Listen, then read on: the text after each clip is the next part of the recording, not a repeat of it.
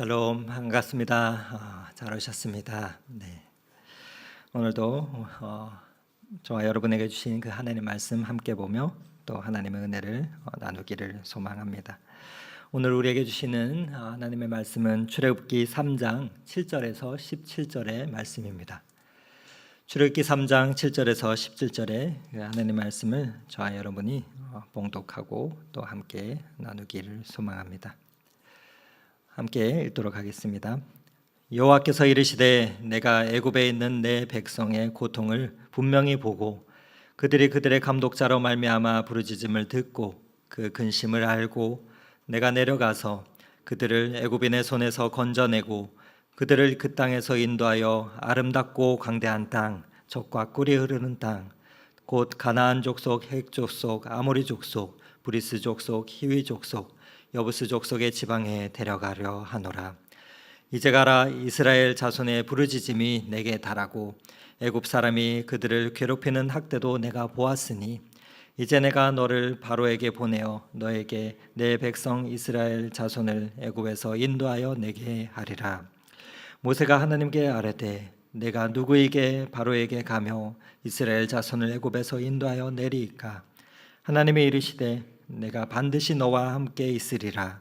내가 그 백성을 애굽에서 인도하여 낸 후에 너희가 이 산에서 하나님을 섬기리니 이것이 내가 너를 보낸 증거니라. 아멘. 시원한 가을 날입니다. 추석 연휴 잘 지내시고 계시죠? 네. 연휴임에도 예배 자리에 나오신 분들과 또 지금 이 시간 삶의 자리 가운데서 함께 예배 자리에 온라인으로 참여하신 모든 성도님들을 주님의 이름으로 환영하고 축복합니다. 그 자리에 하나님께서 만왕의 왕이 되셔서 우리의 삶을 붙들어 주시고 이끌어 주시기를 간절히 소망합니다. 추석 연휴의 마지막 날입니다. 잘 지내셨지요? 고향은 다녀오셨는지요? 또 귀한 사랑하는 사람들과 또 작지만 적게나마 만나시고 그러셨는지 모르겠습니다. 멀리 이곳저곳을 다녀오게 되면은 이제는 너무나 당연하듯이 자동차를 운전하기 시작하면 내비게이션을 켜고 목적지를 설정하게 됩니다. 그리고 운전을 시작하게 되는데 그런데 가만히 생각해 보면 불과 20년 전만 해도 2000년도 초반만 해도 이런 내비게이션이 사실 없었습니다. 어딘가를 운전해 나간다 하면 사실 지도를 들고 또 지도를 보고 찾으며 다녔습니다. 그래서 많이들 헤매기도 하고 또 건너야 될 다리를 못 건너서 뺑뺑 다시 돌기도 하고 그랬던 경험이 많이 있던 것 같은데요. 운전을 하면서 내비게이션을 보며 생각하게 됩니다. 인생을 살면서 이처럼 산다는 것이 참 쉬운 일이 아닌데 우리의 삶 가운데서도 인생길 가운데 이러한 우리의 길을 잘 알려주는 그런 내비게이션이 있으면 참 얼마나 좋을까 하는 생각을 하게 됩니다. 특별히 한 번도 경험해보지 못한 그러한 일들을 매일같이 경험하는 이 시대를 살아가며 또 예상하지 못했던 이 코로나가 이렇게나 길게 이어져가는 그 시기를 살아가는 오늘날 더욱 그러한 내비게이션이 가이드가 있으면 얼마나 좋을까 하는 생각과 간절함이 듭니다. 여러분들은 어떠신지요? 우리가 인생길을 살아가는 데 있어서 또 운전을 하는 데 있어서뿐만 아니라 우리의 신앙 여정을 걸어가는 데 있어서도 이러한 안타까움과 간절함이 듭니다. 우리가 신앙생활을 시작하며 그 길을 걸어가다 보면 여러 가지 삶의 질문들이 들게 됩니다. 여러 가지 신앙의 질문들이 많이 들지만 개인적으로는 크게 두 가지 질문이 계속해서 확인하게 되고 들게 되는 것 같습니다. 하나는 과연 사람은 변하는 것일까 하는 질문입니다.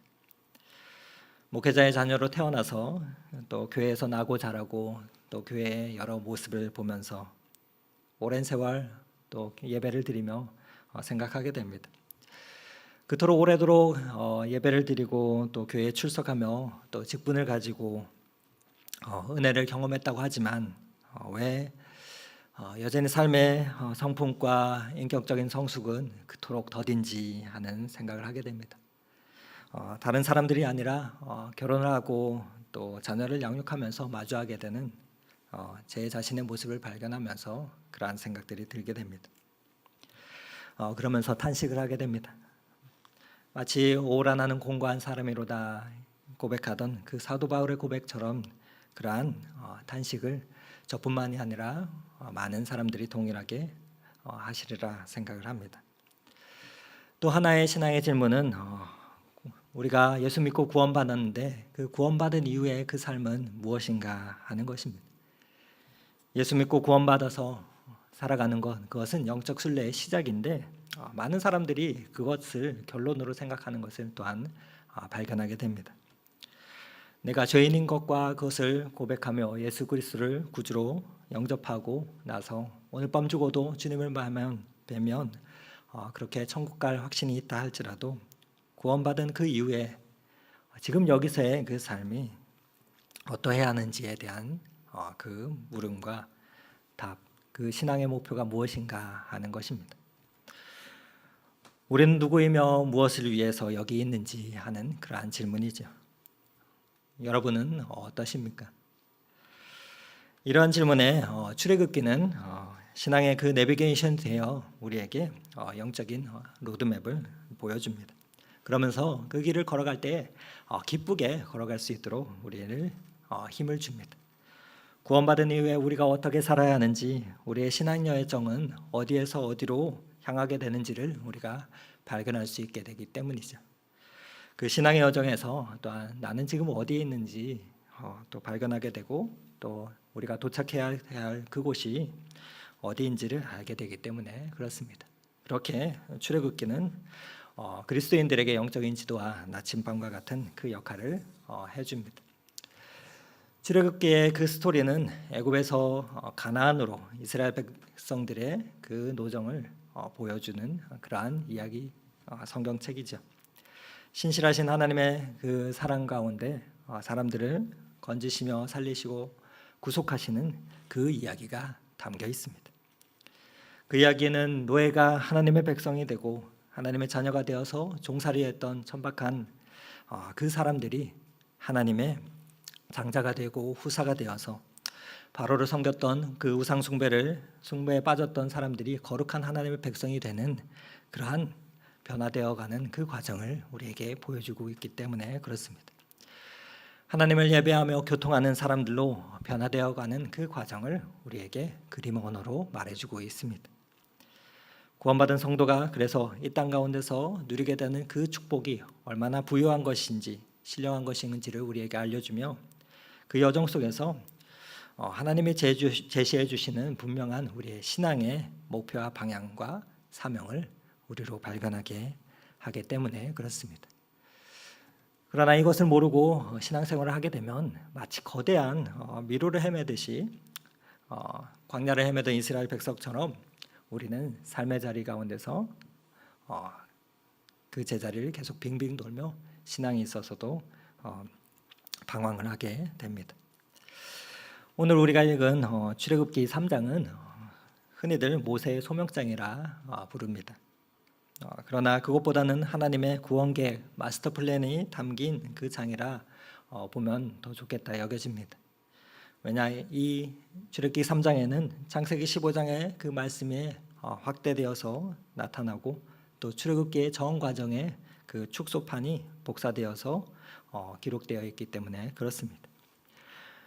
바로 모세에게 앞으로 되어질 일들을 미리 말씀하시고 보여주시며 그렇게 하나님의 큰 출애굽 프로젝트를 우리에게 살펴볼 수 있도록 도와주고 있기 때문에 그렇습니다. 그런 의미에서 오늘 출애굽기 3장은 출애굽기의 큰 틀작이라 표현해도 좋을 것 같습니다. 오늘 본문은 우리가 읽은 본문은 어떻게 시작이 됩니까? 우리 7절과 8절 말씀을 다시 한번 읽어보도록 하겠습니다. 여호와께서 이르시되 내가 애굽에 있는 내 백성의 고통을 분명히 보고 그들이 그들의 감독자로 말미암아 부르짖음을 듣고 그 근심을 알고 내가 내려가서 그들을 애굽인의 손에서 건져내고 그들을 그 땅에서 인도하여 아름답고 광대한 땅 젖과 꿀이 흐르는 땅 곧 가나안 족속, 헷 족속, 아모리 족속, 브리스 족속, 히위 족속, 여부스 족속의 지방에 데려가려 하노라. 7절과 8절 말씀은 구속사의 내용을 간략하게 요약해 놓은 그러한 구절입니다. 40장에 이르는 전체 출애굽기의 전 스토리 과정을 요약하여서 하나님께서 그 구원의 계획을 모세에게 말씀해 주시고 있는 그러한 본문이죠.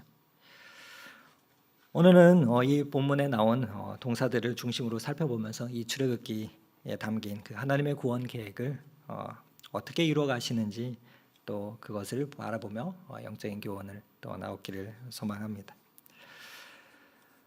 여러분, 출애굽기는 무슨 책인가요? 출애굽기는 구원에 관한 책입니다. 기독교에서는 구원을 여러 표현을 할 수 있겠지만, 구원에 대해서 말을 할 때 여러 표현을 할 수 있겠지만, 간단히 죄와 사망에서 건져 올림 받는 것, 죄에서 용서를 받는 것을 구원이라 간략하게 말하기도 합니다. 그런데 그 구원에는 시작이 있고 과정이 있고 완성이 있습니다. 구원의 3시제라고 말할 수 있을 것 같은데, 이를 신학적인 용어로 무엇이라 말하는가? 구원의 시작을 신학적인 용어로는 칭의라고 부릅니다. 그러니까 우리가 믿음으로 의롭다함을 인정받는 것이죠.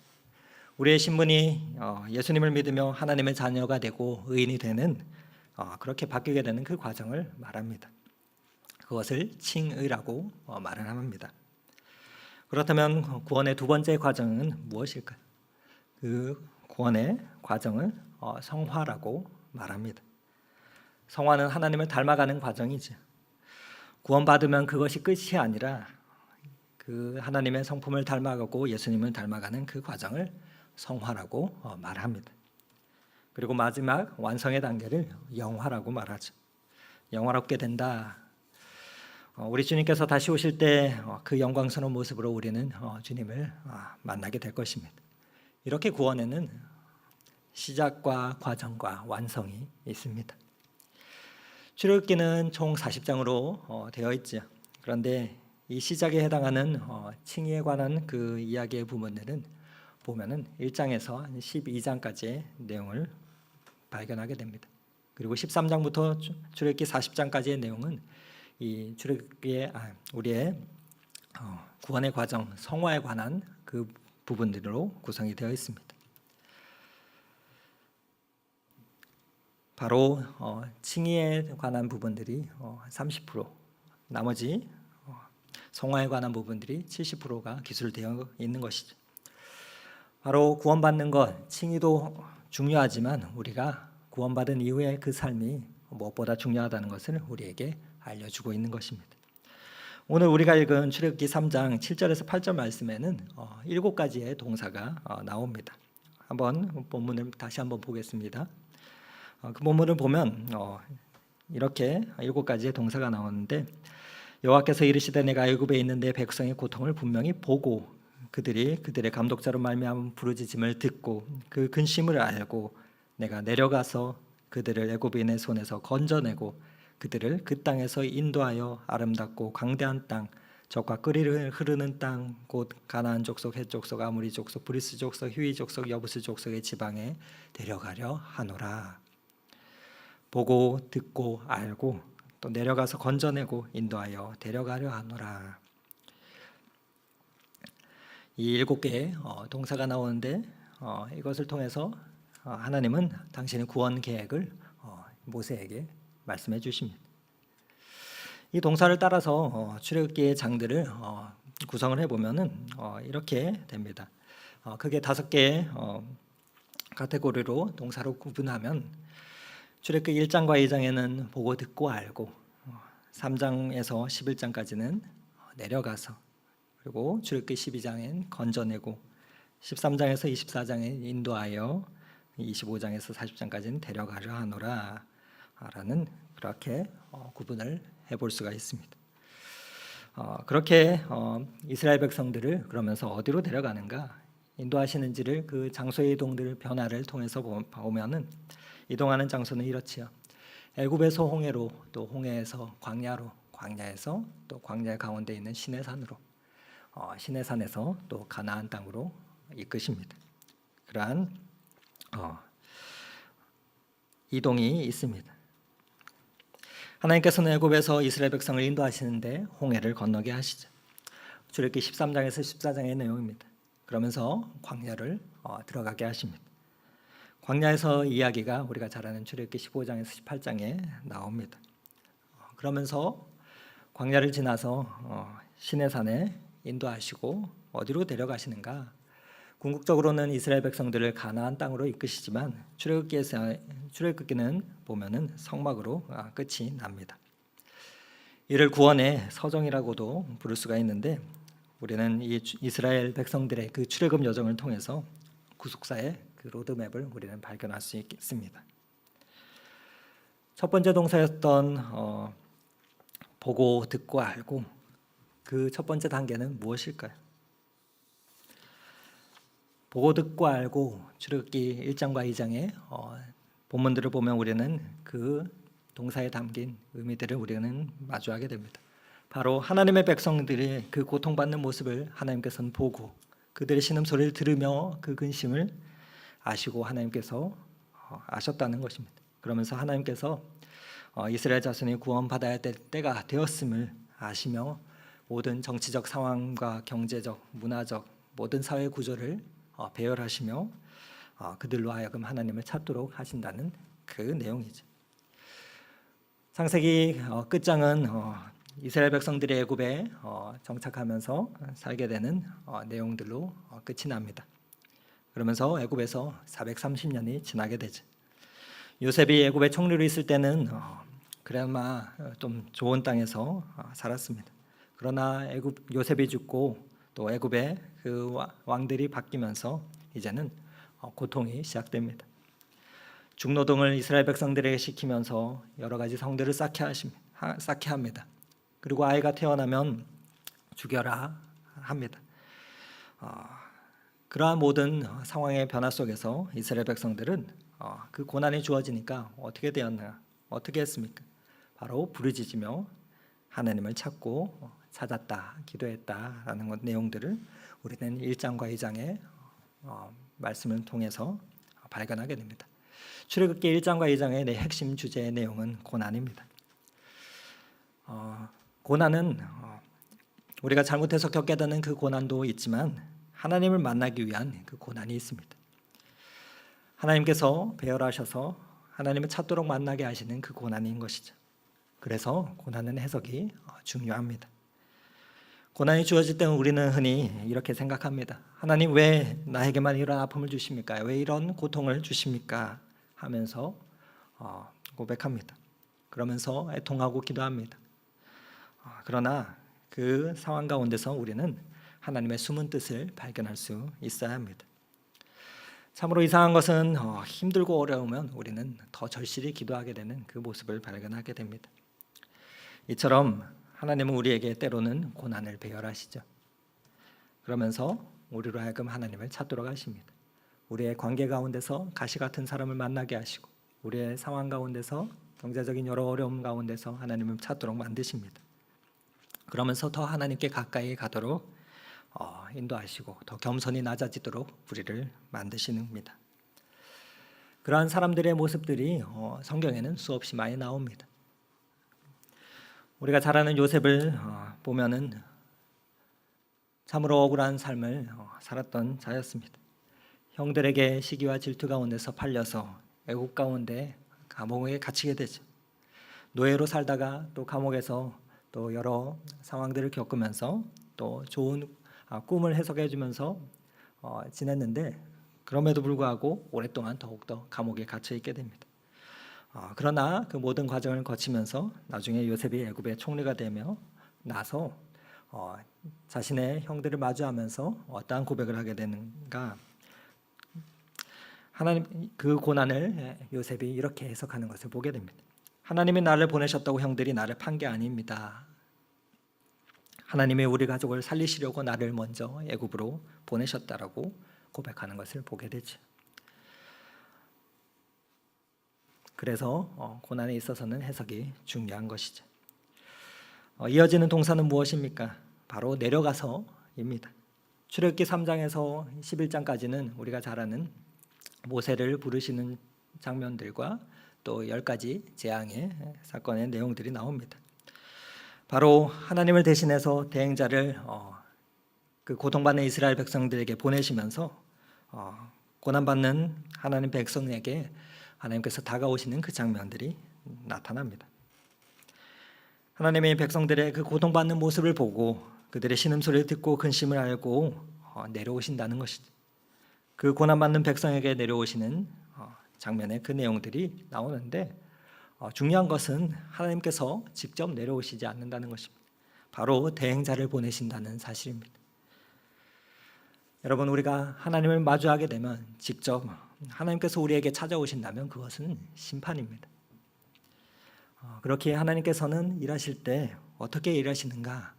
하나님의 사람을 통하여서 일하심을 우리로 보이게 합니다.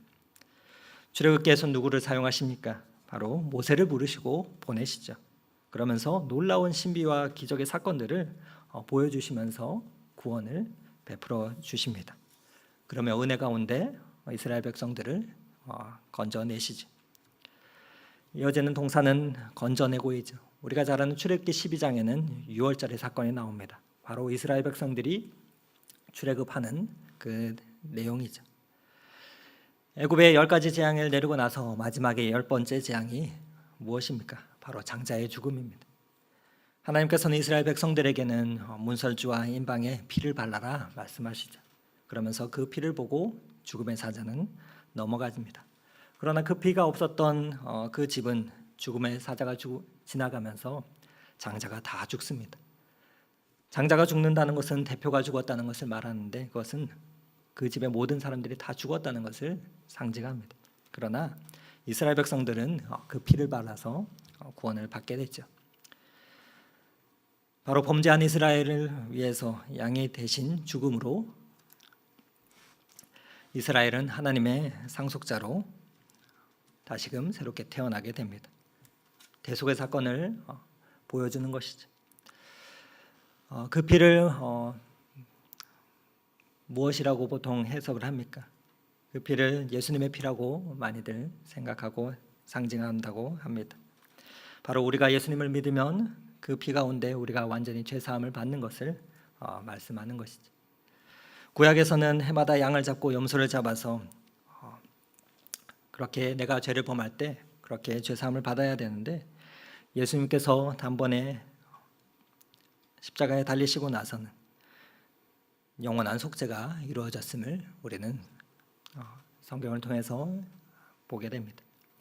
바로 예수님의 피로 죄 사함을 받는 것, 그것이 대속의 사건이고 대속의 피의 사건이죠. 이것을 칭이라고 우리가 말합니다. 즉 전능하신 하나님께서 우리에게 은혜로 찾아오시는 그 사건을 말하는 것이죠. 하나님께서 내려오시는 그 사건을 말합니다. 하나님의 은혜로 구원받게 되면 그게 신분의 변화와 양식의 변화와 삶의 목적의 변화가 있게 됩니다. 그렇게 그 변화를 이끄시면서 하나님께서는 그 구원한 하나님의 백성들을 이끄십니다. 어디로 이끄시는가? 출애굽기를 보면 가나안으로 이끄시지만은 그 백성들을 하나님을 섬기는 거룩한 예배자로 세우시기 위해서 먼저는 세례의 홍해를 건너게 하시고 광야의 훈련과 말씀의 산으로 이끄시는 것을 우리는 보게 됩니다. 출애굽기 13장에서 24장의 그 내용들이 바로 인도하여라는 이 동사로 표현될 수 있는 그 내용들이죠. 이스라엘과 시나이 반도 지도를 잠깐 보면은 사실 출애굽한 이스라엘 백성들이 가나안 땅으로 가기 위해서 해변길을 통하면은 빨리 도착하게 됩니다. 그러나 하나님께서는 몇 년을 걷게 하십니까? 출애굽기를 보면 40년을 걷게 하십니다. 이스라엘 백성들이 홍해를 건너는 그 사건을 사도 바울은 고린도전서에서 이렇게 말합니다. 형제들아, 나는 너희가 알지 못하기를 원하지 아니하노니 우리 조상들이 다 구름 아래 있고 바다 가운데 지나며 모세에게 속하여 다 구름과 바다에서 세례를 받았다라는 그의 세례의 장면으로 이스라엘 백성이 홍해를 건너는 장면을 말합니다. 세례는 옛사람에 대한 철저한 죽음을 의미하지. 애굽에서의 그 완전한 그 죄를 씻기기 원하시는 하나님의 사건인 것입니다. 놀라운 계획이 담긴 상징인 것이죠. 신앙적으로는 그래서 이 세례를 어떻게 표현하는가? 바로 자기 부인으로 표현합니다. 자기 부인에 대한 결단으로 이 세례를 표현합니다. 나를 부인하고 하나님의 그 질서를 따라가 살겠다는 그 결단으로 서약으로 말하는 것이죠. 나의 욕심과 정욕은 날마다 십자가에 못 박는 것을 말합니다. 그래서 사도 바울은 나는 날마다 죽노라라고 고백하지요. 그런데 이게 굉장히 어렵습니다. 잘 안 됩니다. 그러니까 하나님께서는 어떻게 하는가? 광야로 이스라엘 백성들을 보내십니다. 출애굽기 15장에서 18장에는 이스라엘 백성들이 광야를 통과하는 그러한 내용들이 나옵니다. 광야에서 그 자기 부인의 훈련들을 하시게 합니다. 그 훈련을 통해서 하나님께서 무엇을 원하시는가? 바로 하나님의 생명을 받은 자로서의 그 질서를 따라 살도록 그 훈련을 하게 하십니다. 출애굽기를 보면은 5가지의 그 광야를 지나게 되는데 수르 광야와 신 광야와 르비딤의 여러 장소들을 지나면서 또 이스라엘 백성으로 하여금 하나님께서는 하나님 당신만을 바라볼 수 있는 그 초점을 맞추는 훈련과 또 그 가운데서 하나님의 주권을 인정하는 그 훈련을 하도록 하십니다. 그러고 나서 우리를 이끄시며 도착하게 하시는 곳이 어디입니까? 바로 하나님의 율법이 선포되는 시내산에 도착하게 하십니다. 출애굽기 19장에서 24장의 내용은 시내산에서의 내용이죠. 그곳에서 무엇을 계시해 주시는가? 무엇을 배우게 하십니까? 바로 하나님의 가치가 무엇인지, 하나님의 기준과 원리가 무엇인지, 하나님의 통치 원리가 무엇인지를 이스라엘 백성에게 계시해 주십니다. 그것은 바로 하나님께서 내가 좋아하는 것이 무엇인지, 내가 싫어하는 것이 무엇인지를 알려주시는 내용들입니다. 이 단계가 되면 하나님과 우리의 관계는 이렇게 됩니다. 출애굽기 전체를 간략한 도표로 정리하면 이렇습니다. 출애굽기 1장에서 12장까지는 전능의 하나님, 무조건적인 은혜로 아가페의 사랑으로 찾아오시는 그 하나님을 우리는 만나게 됩니다. 하나님께서 사람을 만나 주시고 하나님께서 사람에게 맞춰 주시는 것이죠. 그러나 출애굽하고 홍해를 지나며 광야를 지나면서는 하나님께서는 사람이 하나님의 기준에 맞추시도록 우리에게 말씀해 주십니다. 왜냐? 430년 동안 애굽에서 지내면서 하나님의 그 마음이 무엇인지 모르기 때문에 그것들을 알려주시는 것이죠. 그러면서 믿음으로 그 가운데 응답하기를 원하십니다. 하나님께서 그러면서 내가 너를 책임져 줄 테니 너는 나를 위해 살아라 라고 하시는 것이죠. 그러니까 여기서 필요한 것이 성화입니다. 그런데 중요한 것이 한 가지 있다면 우리가 그렇게 예수님을 믿고 거듭나서 하나님의 말씀으로 공급받으며 살지 않는다면 그렇게 계속 자기의 부인의 훈련과 또 광야의 훈련을 통해서 예수님을 닮아가지 못한다면 예수님을 믿어도 교회에 오랫동안 나와도 애굽에 살던 그 습관대로, 그 원래대로, 그 세상의 기준대로 따라 살게 된다는 것을 보여주는 것입니다. 그 세상의 원리를 또한 교회에서까지도 심으려 하게 되는 것이죠. 그렇게 되면 어려워지는 것입니다. 그런데 그렇게 인도하셔서 어디로 데려가려 하시는가 내용이 출애굽기 25장에서 40장에 나옵니다. 마지막의 동사는 데려가려 하노라 라고 오늘 출애굽기 3장 8절 말씀에 나오죠. 출애굽기를 보면 전체적으로 성막으로 인도하는 것을 보게 됩니다. 출애굽기 전체 분량에서 보면 무려 15장이나 되죠. 출애굽기 25장부터 40장까지의 그 내용은 성막의 계시의 내용과 그 성막이 어떻게 되는지, 또 제도는 어떠하고 또 그 가운데서 일해야 하는 제사장들은 어떠한 옷을 입고 어떤 규례로 일을 해야 하는지, 분향은 어떻게 하는지, 만드는 것은 누가 만들어야 하는지 그런 내용들을 말씀해 주시며 성막에 들어갈 그 하나님의 말씀의 돌판과 또 필요한 기구들, 예복들을 만들게 하시고 또 마지막으로 출애굽기 40장에 보면 봉헌하는 내용이 나타나게 됩니다. 바로 시내산에서 말씀을 주시며 그 다음에 하나님께서 어디로 인도하시느냐. 이스라엘 백성이 나아가야 될 곳은 가나안이지만 출애굽기를 보면 성막으로 인도하시는 것을 보게 됩니다. 바로 타락한 인간들은 하나님의 기준인 그 율법을 우리가 지킬 수 없기에, 그래서 하나님의 백성을 돕기 위한 그 제물과 제단과 또 예배, 그것들을 보여주시며 그것이 있어야 함을 말씀해 주시는 것이죠. 그러면서 하나님과 매일 동행하며 살아갈 수 있도록 성막으로 그들을 데려가시는 것입니다. 그렇게 성막으로 나아가는 것은 예배의 생활을 말합니다.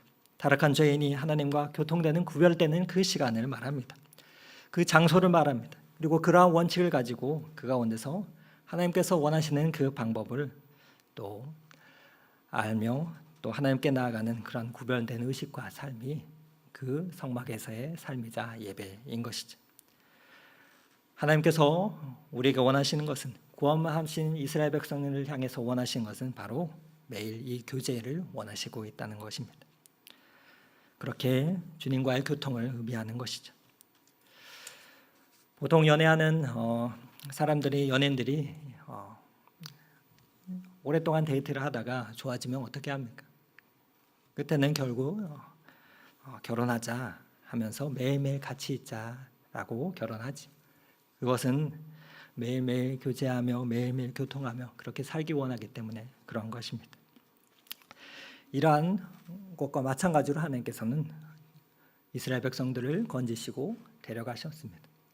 그리고 저와 여러분을 그렇게 인도하시며 오늘도 데려가고 계십니다. 초청하고 계십니다. 왜냐? 이스라엘 백성들이 들어가야 할 그 가나안 땅, 그 성막 이후에는 무엇이 펼쳐지는가? 삶의 예배가 펼쳐지기 때문입니다.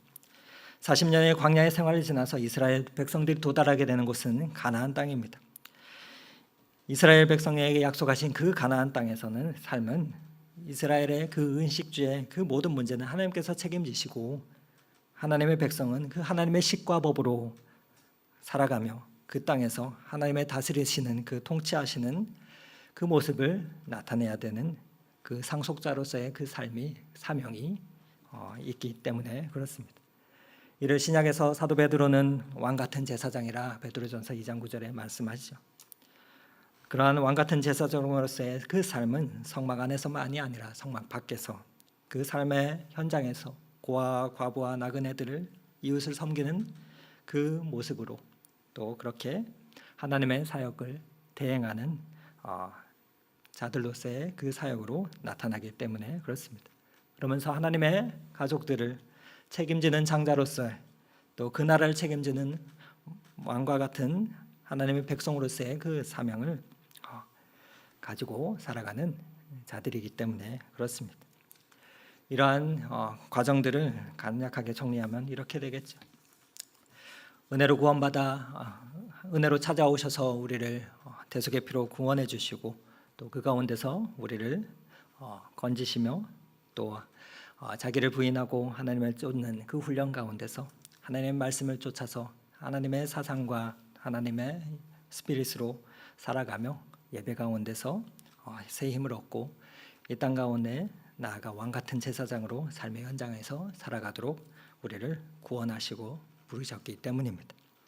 이런 하나님의 그 구원의 그 마스터 플랜을 하나님께서는 오늘 3장 7절 8절에 모세에게 다 말씀하시고는 이제 뭐라고 말씀하십니까? 이제 가라. 이스라엘 자손의 부르짖음이 내게 달하고 애굽 사람이 그들의 괴롭히는 학대도 내가 보았으니 이제 내가 너를 바로에게 보내어 너에게 내 백성 이스라엘 자손을 애굽에서 인도하여 내게 하리라 라고 말합니다.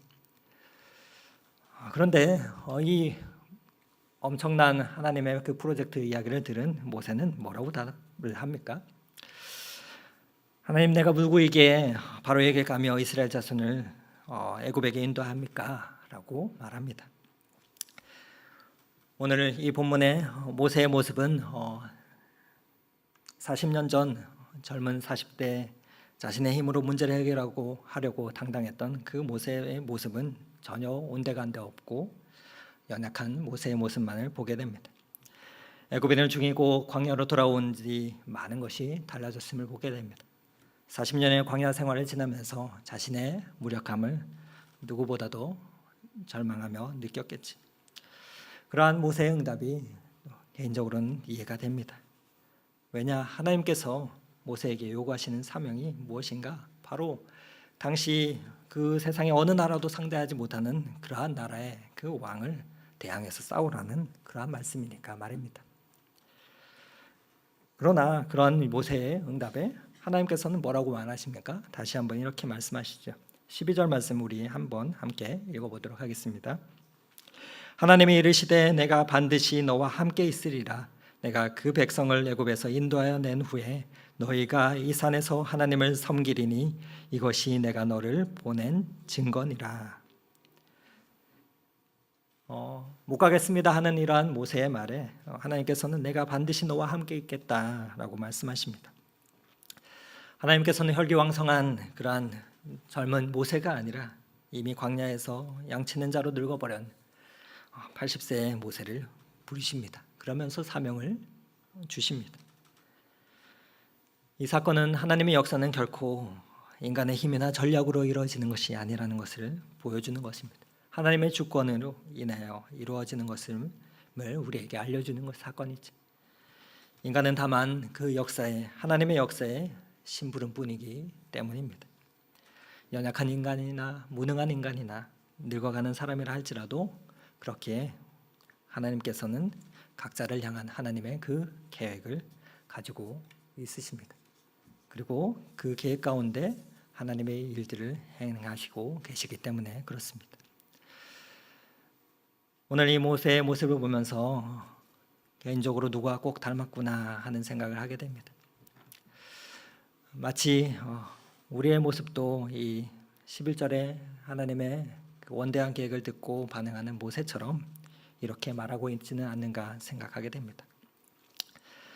사실 하나님께서 오늘 저와 여러분에게 주시는 사명도 사실 세상 사람들을 변화시키라는 것이죠.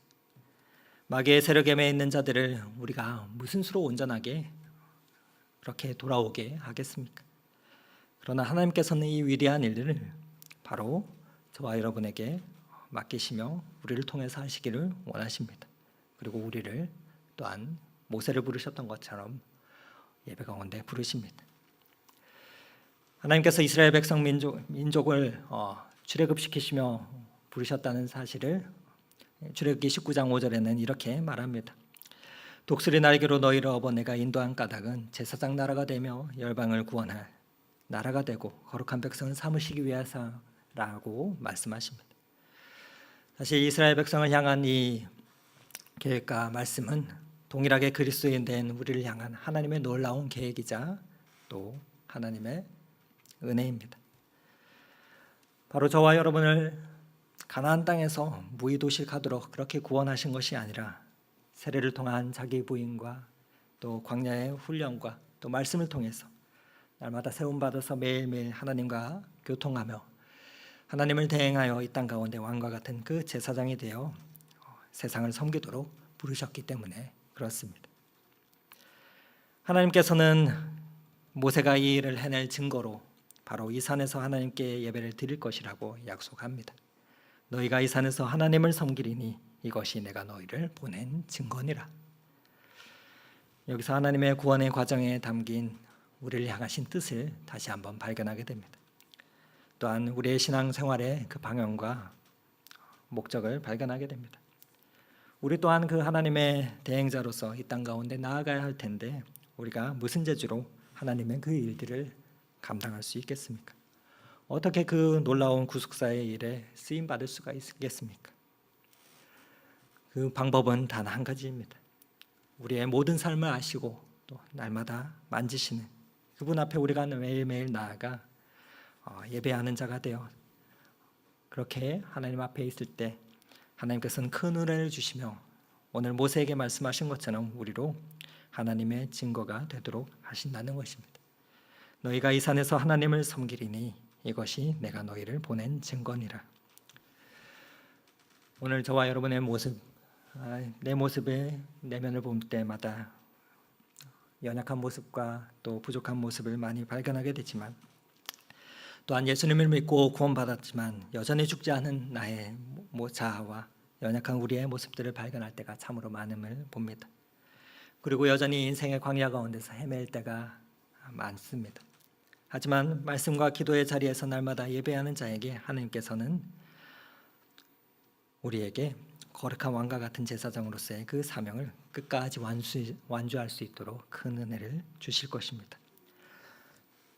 우리의 삶이 오늘 출애굽기에 나타난 그 하나님의 구원의 과정을 다시 한번 살펴보며 주님과 날마다 교통하는 그 자리 가운데 매일매일 나아가 복된 또 하나님의 은혜를 누리며 또 하나님의 일들을 경험하며 체험하는 그러한 발걸음이 되기를 오늘 이 말씀 의지하여 축원을 드립니다. 그러한 은혜가 저와 여러분의 삶 가운데 있기를 간절히 소망합니다.